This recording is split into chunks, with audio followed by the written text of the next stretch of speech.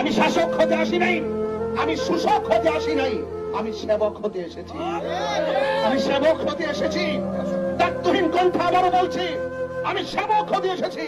যখন আমি যাই চা শ্রমিকের কাছে, যখন তারা বলে হুজুর 178 টাকা দিয়ে চলে না, আমাদের কিছু ভালো খেতে মন চায়, তখন কলিজাটা ফেটে যায়।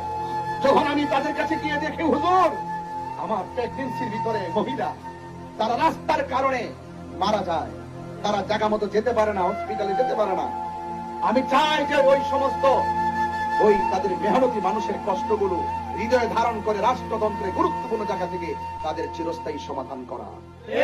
শুধুমাত্র একদিন 200 বিরিয়ানির প্যাকেট দিলে কি সমাধান হয়ে যাবে? শুধুমাত্র একদিন 100 কম্বল দিলে কি সমাধান হয়ে যাবে? আপনি 100 করে কম্বল দিয়েছেন, শত শত ঘর শীতে কাঁপতেছে।